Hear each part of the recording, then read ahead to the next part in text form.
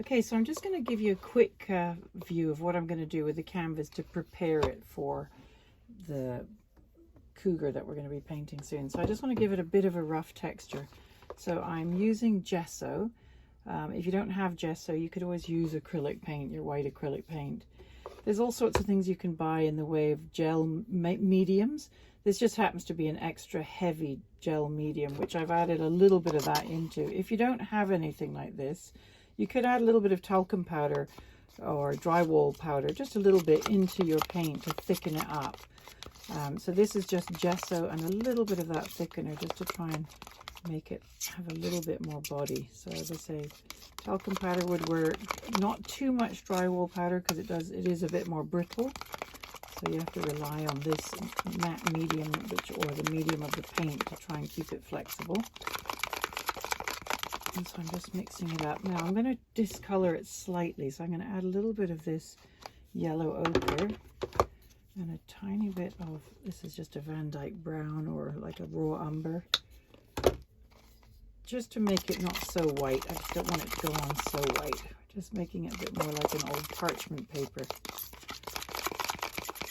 So I'm just mixing it around. It doesn't have to be perfectly evenly smooth coloring either. This is just the background that we're going to use. So mix that in.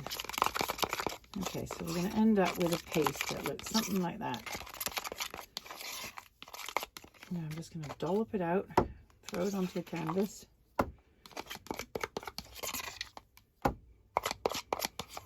The more you have of this, the thicker and more ridgy you can make your canvas. If you've got a tiny bit only, you're going to end up smoothing it out pretty smooth. So I'm just going to put that on there like that for now. And I'm just using a spatula tool. You could use any spatula really. And you're just going to first of all cover the canvas. So you're just kind of dragging it over to get paint to fill the texture of the canvas. So just smooth it on. Doesn't matter how it goes. We're just trying to cover the canvas.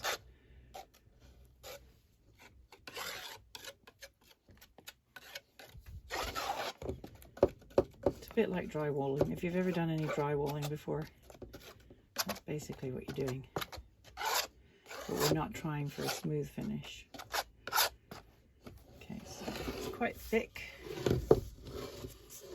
Turning it around so I can spread it to the side. And try and remember to take it down the sides of your canvas. So again, I'm just going to scrape some on the side and just take it down. And you're not going for a beautifully smooth finish on this, so the more ridgier and texture that you can get as you're going is good fun. So it's kind of a bit like icing a cake as well. So just cover. Ideally you want to cover at least most of the canvas. Again, texture and stuff showing through is also fun, but it's probably better for the paint that you're going to apply later that it's all got the same product all over it, so it doesn't take too differently.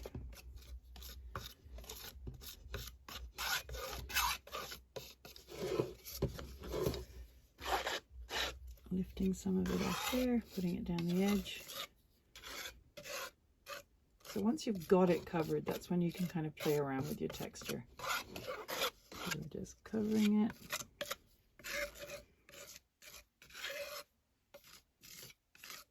Now if you've already done yours and you don't feel it looks anything like this, you can always add another topping, another layer to make it a little bit more textured if you feel what you've done is too smooth.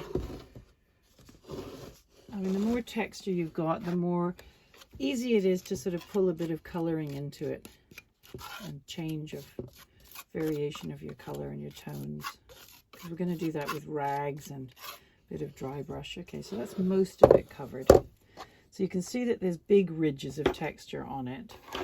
Now where I'm going to have the face of the animal is right here, so I don't want to leave any big long lines going directly across the whole face so it looks like it's been cut in half. So I'm tipping this to the side a little bit more, so I'm kind of dragging it a bit flatter to try and create. Now if you lift your thing up, you can put your tool down and lift it up, you can see what happens there. You're suctioning up a bit of texture, And then if you gently drag over it, you can soften it in places so you're not leaving it too textured, but you're getting a little bit more texture into it. So again, if there's long lines of ridges you don't like, suction up a little bit of it and just drag it over just to create a little bit more fun texture. Now, as I say, particularly around where the eye is going to go, you don't want to have any really big lumps that you can't paint a nice smooth eye over. So I want to kind of make the area where the face, the end of the face will be, a little bit smoother, and the texture can be everywhere else on your canvas. I'm doing the same thing around here. Change direction, suction off a few bits, suction and drag it slightly in different directions here.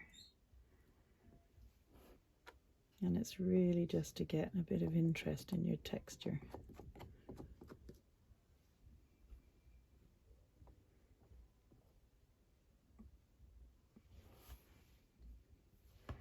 So I'll just show you a bit closer up on that one. So if you look at it closely, you can see that there's more texture going on here. So this is where you just play around. You have quite a lot of drying time to go, so you can play around with it as much as you want. Just bear in mind that this is the area of where the facial features will go. So you want to keep that area there relatively smooth because you've got so much definition of painting going on there. This can afford to be chunkier and more textured because it doesn't really matter so much what we do here. But we do want this part to be quite recognizable when we're painting it. So just bear in mind where that's going to be. And that's it.